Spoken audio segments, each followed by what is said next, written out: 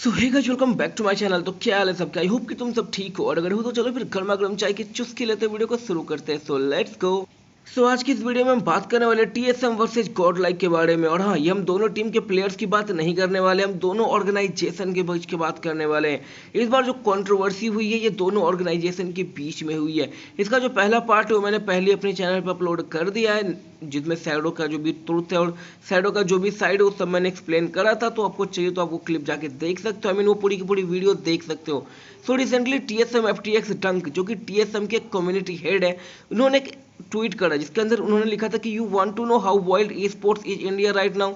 A team just announced a new player for their BGMI यानी कि PUBG mobile starting roster that is still contracted to TSM without talking to TSM. Genuinely speechless.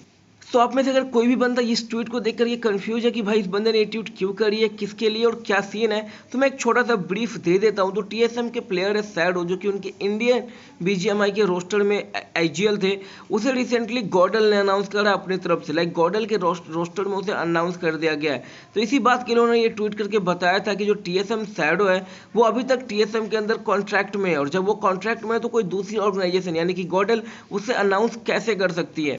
तो इसके बाद हमारे घातक भैया भी कहाँ चुप रहने वाले थे। उन्होंने उस ट्वीट के रिप्लाई में बोला, you want to know how childish esports is India right now.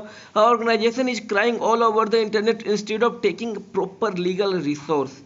So simply Ghatak भाई यहाँ पे ये कह रहे हैं कि भाई जाओ, तुम्हें जो करना है कर लो, केस ठोक दो, लीगल जो भी प्रोसीजर होता है उसके थ्रू जो करना है कर लो, हम देख लेंगे।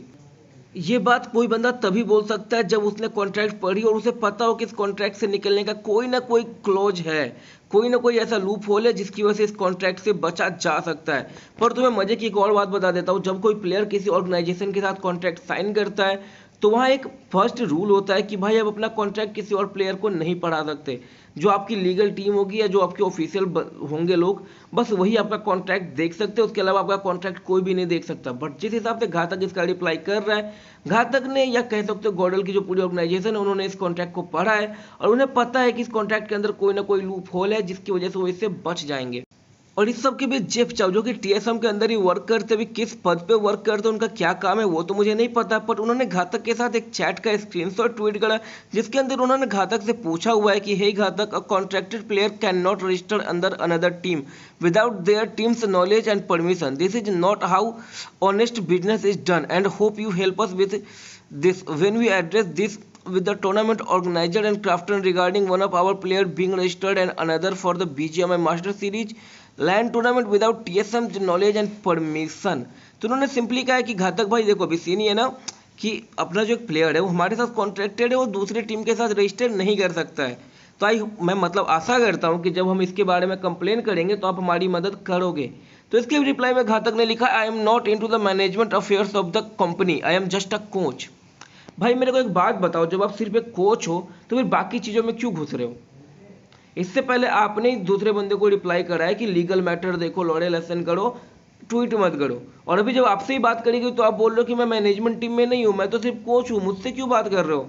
तो भाई तुम कहना क्या चाहते हो? लिटरली अगर देखा जाए तो जेफ चाओ ने ना ये पोस्ट करके घातक को ट्रोल कर दिया है। बट जब ये कंट्रोवर्सी चली रही थी, इसी बीच दो और नई कंट्रोवर्सी सामने आ गई। सबसे पहली कंट्रोवर्सी तो ये हो गई कि जो टीएसएम एफटीएक्स डंक है और जो घातक है, इन दोनों ने जो अपना पहला ट्वीट करा था इनमें इन्होंने लिखा था इंडियन ई स्पोर्ट्स।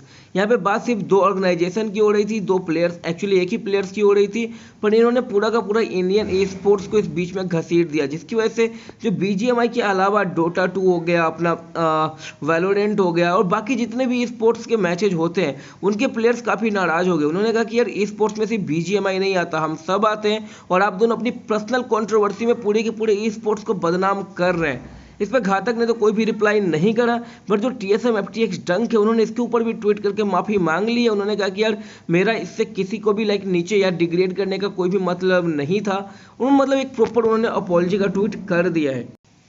पर घातक भाई ने अभी तक इसके ऊपर रिस्पॉन्ड करा ही नहीं है, लाइक उनको घंटा फर्क ही नहीं पड़ता इन चीज़ों से। But at the same time पे एक नई कंट्रोवर्सी सामने आ गई है। एक G2 जो कि एक इंटरनेशनल ऑर्गेनाइजेशन है, उन्होंने क्लेम करा है कि गॉडल की जो न्यू जर्सी है वो कॉपीड है G2 की 2019 वाली जर्सी से। वैसे अगर आप दोनों जर्सी को देखोगे तो काफ़ी सिमिलैरिटीज तो नज़र आ रही है, but at the same time पे कॉपी नहीं लग रही है। ऐसा कह सकते हो इंस्पायर्ड है, बट वही बात हो गई ना यार कि आइडिया काफ़ी हद तक वहीं से लिया गया है। और इस सब के बाद काफ़ी सारी जो इंडियन ऑर्गेनाइजेशन है उन्होंने सॉरी लिखा है कि यार अभी इंडियन ऑर्गेनाइजेशन जो है ना, I mean Indian e sports अभी ग्रो हो रही है, यहाँ पे उतना ज़्यादा कल्चर नहीं है, उतनी ज़्यादा चीज़ें नहीं हुई है, जिसकी वजह से सारे प्रॉब्लम्स आ रहे हैं। जैसे जैसे ई स्पोर्ट्स ग्रो होगा इसके बारे में लोगों को ज़्यादा नॉलेज होगी और फिर ये प्रॉब्लम्स नहीं आएंगे। बट इस सब के बीच में घातक की जो मारी गई है ना भाई, वो तो गलत लेवल पे मारी गई है।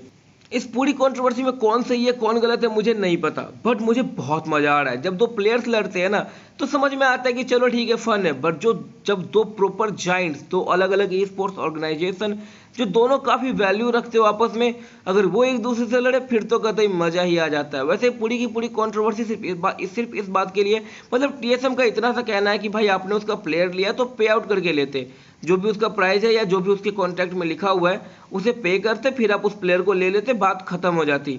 बट गॉडल ने ऐसा ये जो प्रोसीजर होता है उसे फॉलो ही नहीं करा है। But at the same time पे जो टीएसएम है वो भी कोई लीगल एक्शन नहीं ले रही है।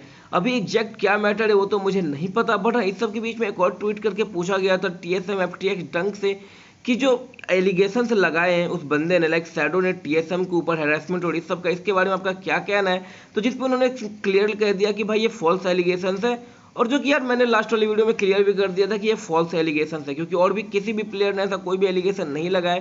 सिर्फ एक प्लेयर जो ऑर्गेनाइजेशन छोड़ना चाहता है उसके एलिगेशन से लाइक कुछ भी प्रूफ नहीं होता है। तो बस गाइस अभी के लिए इतना ही। इस पे जैसी कोई न्यू अपडेट आएगा मैं आपको बता दूंगा अपनी आने वाली वीडियोज में। बाकी आपको क्या लगता है ये लीगल ड्रामा कब तक चलने वाला है, क्या इसमें कुछ लीगल पंगे होंगे या फिर ये ट्वीट तक ही रह जाएगा। बाकी चलो अपन मिलते चिल करते अगली वीडियो में, तब तक के लिए this is gamers news signing off.